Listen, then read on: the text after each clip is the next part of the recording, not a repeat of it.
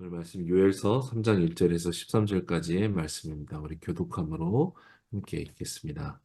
보라, 내가 유다와 예루살렘의 포로들을 데려올 그날과 그때에 나는 모든 민족들을 불러 모아 여호사밧 골짜기로 데려갈 것이다. 내 백성이며 내 유산인 이스라엘에 관해 그곳에서 그들을 심판할 것이다. 그들은 내 백성을 민족들 사이로 흩어버렸고 그들은 내 땅을 쪼개 나눠 가졌다. 그들이 내 백성을 두고 제비뽑기를 했고 남자아이들이 장녀에게 내주었으며 여자아이들을 팔아서 포도주를 사 마셨다. 두로와 시돈과 블레셋의 온 땅아 너희가 내게 무엇을 하려고 하느냐? 내가 한 대로 너희가 내게 갚아 주겠다는 것이냐? 너희가 내게 보복을 한다면 나는 너희가 한 짓을 너희 무리 위에다 그 즉시 갚아줄 것이다. 너희가 내 은과 내 금을 취하고 값진 내 보물을 너희 신전으로 가져갔다. 너희가 유다 자손들과 예루살렘 자손들을 그리스 사람들에게 팔아 자기 나라 땅에서 멀리 떠나보내 버렸다. 너희가 그들을 팔아넘겼지만 그곳에서 그들을 일으켜 세우고 너희가 한 짓을 너희 머리 위에 돌려주겠다. 내가 너희 아들들과 딸들을 유다 자손들의 손에 팔 것이고 그들이 다시 저 먼 나라 스바 사람들에게 팔 것이다. 여호와께서 말씀하셨다. 너희는 민족들 가운데 이렇게 선포하라. 전쟁을 준비하라. 용사들을 일으키라. 군인을 모두 소집해 나가게 하라. 너희 쟁기를 두들겨 펴서 칼을 만들고 너희 낫으로 창을 만들라. 약한 사람들도 나는 용사다라고 말하게 하라. 사방의 민족들아 어서 오라. 그곳에 모이라. 여호와여 당신의 용사들을 내려 보내소서. 민족들이 일어나 여호사밧 골짜기로 나아가게 하라. 내가 그곳에서 사방의 민족들을 심판하기 위해 머무를 것이다. 낫을 휘두르라. 추수할 것이 익었다. 와서 포도를 밟으라. 포도주 틀이 가득 찼고 큰 통에 흘러 넘친다. 그들의 악함이 몹시 크구나. 아멘.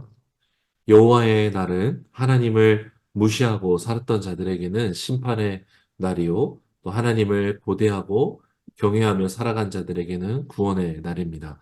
오늘 요엘서 마지막 3장의 첫 시작 부분인데요. 이 말씀은 누군가에게는 심판의 말씀이 되고 누군가에게는 구원과 회복의 말씀이 됩니다. 둘을 가르는 것은 하나님과의 관계입니다. 요엘서 첫 시작인 1장 6절에 보면 이스라엘을 쳐들어왔던 자들에 대해서 하나님이 이렇게 말씀하셨어요. 수가 많고 힘이 센 민족이 내 땅에 쳐들어왔다. 7절에 그들이 내 포도나무를 망쳤고 내 무화과 나무를 부러뜨렸다라고 말씀하세요. 하나님이 이스라엘이 받은 공격에 대해서 피해에 대해서 뭐라고 말씀하시냐면 내 땅을 쳐들어왔다. 내 포도나무와 내 무화과 나무를 너희가 공격했다라고 말씀하세요. 오늘 말씀도 마찬가지죠. 2절에서 5절까지 하나님께서는 이스라엘 백성 향해서 뭐라 말하고 있습니까? 내 백성, 내 유산, 내 백성들을 너희가 팔아넘겼다, 공격했다라고 말해요. 4, 5절에 이스라엘이 받은 공격과 고난에 대해서 하나님은 하나님 자신이 공격받았다라고 말씀하세요. 여러분, 하나님은 지금 이스라엘 백성과 하나님을 어떤 관계로 말씀하고 있습니까? 이스라엘 백성을 내 백성이라라고 말해요. 더 나아가서는 이스라엘이 곧 하나님 자신이다라고 말씀하세요. 너무나 놀라운 하나님의 말씀이죠. 그러나 여러분, 이것이 바로 하나님이 우리를 어떻게 생각하고 계신지를 보여주는 진리입니다. 하나님과 언약을 맺은 자를 그래서 언약으로 인해 실제로 어떤 관계를 가져오는지를 보여주는 말씀인 것이죠. 여러분, 우리가 계약을 맺으면 계약 당사자는 서로 간에 그 계약 때문에 생기는 관계가 있는 것이죠. 부동산 계약을 하면 건물주와 세입자 관계가 형성되는 것처럼 또 결혼에 이 계약을 맺으면 부부의 관계가 형성되는 것처럼 모든 계약은 서로가 약속한 부분에 대한 책임과 함께 관계의 효력이 발생하는 것입니다. 여러분, 하나님께서 모세와 함께 이스라엘 백성과 시내산에서 언약을 맺으심으로 말미암아 이스라엘 백성은 하나님의 언약 백성이 된 것입니다. 그때로부터 하나님은 약속의 언약에 약속한 대로 이스라엘의 하나님이 되어 주신 것이죠. 하나님은 이스라엘이 실패할 것들, 넘어질 것들을 알고 계셨죠. 그래서 끊임없이 말씀하셨고, 말씀을 가르친 대로, 이 말씀대로 살라라고까지도 말씀하셨던 것입니다. 그러나 이스라엘은 어땠습니까? 실패했고 알면서도 자기들 원하는 대로 살았고 자기들이 편한 대로 말씀을 편취했습니다. 그러나 우리가 알아야 될 것은 무엇입니까? 이러한 이스라엘의 죄악과 타락에도 하나님은 이 언약을 파괴하지 않았다는 것입니다. 물론 이스라엘의 이 회복될 수 없는 이 타락 앞에서 하나님이 모세와의 언약을 파기시키시고 하나님은 동시에 새 언약을 약속하시는 하나님이신 것이죠. 그래서 오늘 이스라엘을 공격한 이들을 향해 하나님은 내 백성이다라고 말씀하실 뿐만 아니라 이스라엘 자체를 나 자신이다라고 말씀하시는 것입니다.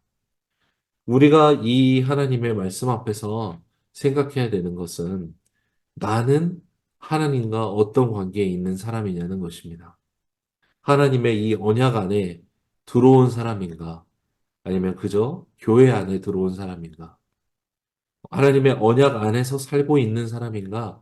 언약을 받았다라고 하지만 내 마음대로 살고 있는 사람인가? 여러분, 옛 언약은 이스라엘의 혈통 안에만 있어도 포함되는 언약이었습니다. 그러나 새 언약은 다릅니다. 새 언약은 언약 당사자의 마음판에 하나님께서 언약을 새겨 넣으셨고 그리스도의 피로 확증된 언약이고 여러분 이 확증된 언약은 에베소서 말씀에 마지막 때에 성령께서 인치심으로 보호하심을 받는 언약입니다. 곧 우리 안에 계시는 성령을 얼마나 경외하고 그 성령을 쫓아 살아가느냐가 우리의 마지막 언약의 보증을 받느냐 못 받느냐로 확정될 것입니다. 다른 게 아닙니다. 아무리 교회를 오래 다녔다 하든 직분이 어떻다 하든 헌신을 많이 했건 적게 했건 그것이 우리의 언약을 보증하는 것이 아닙니다. 예수님과 상관 있는 자여야 하고 성령과 함께 살아가 성령에 순종하여 살아가는 자만이 마지막 날에 성령께서 그 언약을 보증하시고 그리스도 예수께서 환영하는 그 믿음의 삶을 아버지께서 확증해 주실 것입니다. 사랑하는 여러분, 하나님은 언약 백성을 하나님과 동일시하십니다. 아이를 키워보면 지독히 말을 듣지 않고 정말 매를 버는 경우가 있는 것 같습니다. 그래서 좋은 말로 하다가 안 되면 부모가 심하게 혼내기도 합니다. 그런데 만약에 내 아이가 그런 짓을 한다고 할지라도 알지 못하는 사람이 내 자녀를 향해서 비난하고 혼내다가 만약에 손찌검까지 한다라고 생각해 보세요. 아무리 혼날 짓을 했더라도 내 자녀를 때리고 만약에 가져가서 다른 데 넘겨 팔아버린다라고까지 생각해 보십시오. 가만히 있을 부모가 어디 있습니까? 아이와 선을 긋고 나 몰라라 할 부모가 있습니까? 하나님의 동일시는 바로 이것과 같습니다. 심판하시는 경고는 이와 같은 것입니다. 하나님의 언약 백성을 건드린 자들에게 하나님은 이스라엘과 하나님을 동일시하는 것이 바로 이 사랑의 관계에서 비롯되어지고 있다라는 것입니다. 자녀이기 때문에 하나이다라고 말씀하시는 거예요. 하나님은 그의 백성을 동일시하셨어요. 백성의 고통을 하나님의 아픔으로 여기셨어요. 백성의 배신과 죄악은 그분의 가슴을 멍들게 하고 찢어지게 하는 일이었던 것입니다. 오늘 열방 심판을 이 말씀 앞에서 묵상하기 원하는 것은 내가 하나님과 정말 상관이 있는 자로 살아가고 있는가라는 것입니다. 하나님의 언약 안에 있는 언약 백성이냐라는 것입니다. 언약 백성은 여러분 혜택만 있는 것이 아니라 언약에 따르는 의무와 책임이 함께 주어지는 것이었습니다. 하나님의 사랑과 은혜와 보호가 그냥 공짜로 주어지는 것이 아니라 하나님의 말씀대로 사는 자에게 하나님이 주시는 은혜인 것입니다. 언약을 이행하지 않으면 언약은 파괴되는 것입니다. 하나님의 백성된 언약 당사자로서 나는 신실한 언약 백성으로 살고 있는가? 하나님은 나를 동일시하며 나와 함께하고 계시는데 나는 오늘을 살며 과연 하나님과 함께 살고자 하는가? 라는 질문 앞에 우리는 서야 할 것입니다. 오늘 말씀 앞에서 스스로 생각해 보십시오. 하나님의 심판의 경고의 말씀이 내게 거슬리고 불편하고 듣기 싫은 말씀입니까? 아무런 감흥도 없고 느낌도 없는 소리가 됩니까? 아니면 찔림이 되고 돌이키는 말씀이 되십니까?